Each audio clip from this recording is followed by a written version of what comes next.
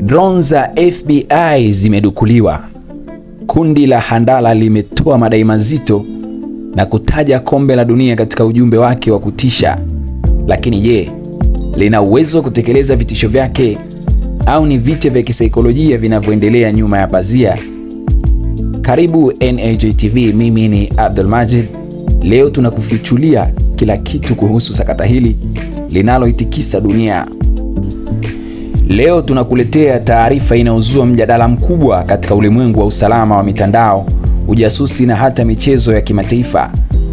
Kundi la wadukuzi wa mtandao linalojulikana kama Handala, ambalo mara nyingi limehusishwa na Iran, limetoa madai makubwa kwamba limefanikiwa kudukua mifumo ya drone zinazotumiwa na shirika la upelelezi la Marekani FBI.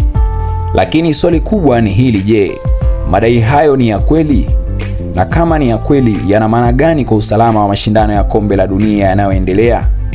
Kwa mujibu wa taarifa zilizoripotiwa na taasisi ya SITE, Site Intelligence Group, kundi la Handala limedai kuwa lilikuwa na uwezo wa kufikia taarifa za drone za FBI kwa kipindi cha miezi kadhaa bila kugunduliwa. Kundi hilo linasema drone hizo hutumiwa katika operesheni mbalimbali za usalama, ikiwemo mapambano dhidi ya ugaidi, ufuatiliaji wa watuhumiwa pamoja na ukusanyaji wa taarifa za kiintelijensia. Kwa mujibu wa madai hayo, drone hizo zina uwezo wa kutambua sura za watu kupitia teknolojia ya facial recognition na pia kusoma nambari za usajili wa magari kwa umbali mkubwa. Endapo madai haya ni sahihi, basi inamaanisha kuwa Handala ilikuwa na uwezo wa kuona baadhi ya taarifa ambazo zilikusanywa na drone hizo. Hata hivyo, hadi sasa hakuna ushahidi huru uliothibitisha madai hayo. Kilichovutia zaidi ni umakini wa dunia, ni ujumbe wa onyo uliotolewa na kundi hilo kuhusu mashindano ya kombe la dunia. Katika taarifa yao, Handala ilidai kuwa baadhi ya timu zinazoshiriki mashindano hayo hazifurahishwi na wanachama wake.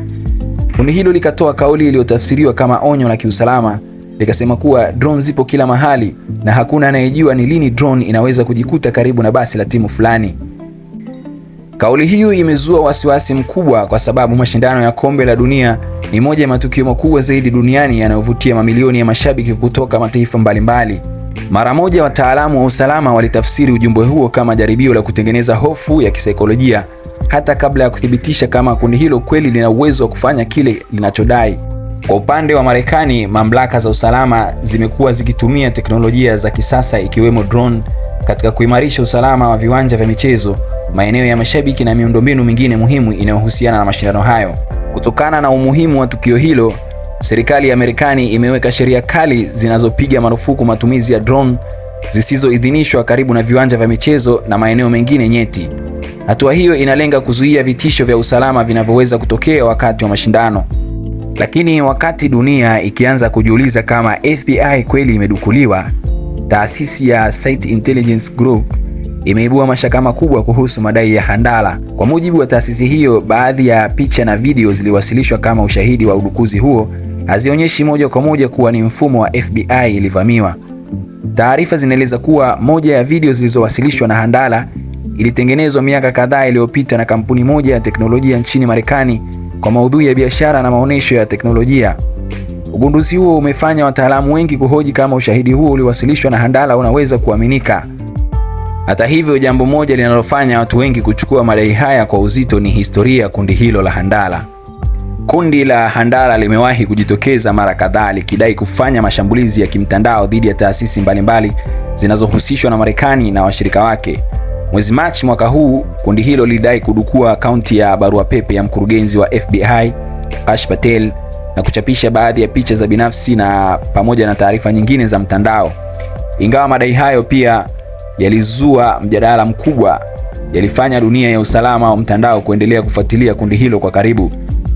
Tukio hili linakuja katika kipindi ambacho mvutano wa kisiasa na kijeshi kati ya Marekani na Israel na Iran umeongeza hofu ya mashambulizi ya mtandao duniani. Katika miaka ya hivi karibuni, mataifa makubwa yamekuwa yakitumia mbinu za kidigitali kama sehemu ya mapambano ya kisasa na kiusalama. Badala ya kutumia silaha za kawaida pekee, vita vya kisasa vinaweza kujumuisha mashambulizi ya kimtandao yanayolenga mifumo ya serikali, taasisi za fedha, kampuni za nishati na hata miundombinu muhimu ya taifa. Ndiyo maana kila madai ya udukuzi yanayohusishwa na taasisi kubwa kama FBI hupokelewa kama tahadhari kubwa. Wataalamu wa usalama wanaamini kuwa hata kama Handala haikufanikiwa kudukua mifumo ya FBI kwa kiwango ilichodai, taarifa yake imefanikiwa kuvuka umakini wa dunia na kuibua mjadala kuhusu usalama wa teknolojia zinazotumiwa na serikali.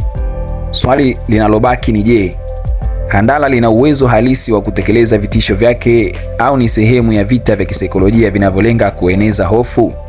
Mpaka sasa mamlaka za Marekani hazijathibitisha madai ya kundi hilo, huku uchunguzi ukiendelea. Wakati huo huo, Wizara ya Mambo ya Nje ya Marekani imetangaza zawadi ya hadi dola milioni 10 kwa mtu yeyote atakayetoa taarifa zitakazosaidia kutambua au kukamatwa kwa mwanachama wa Handala.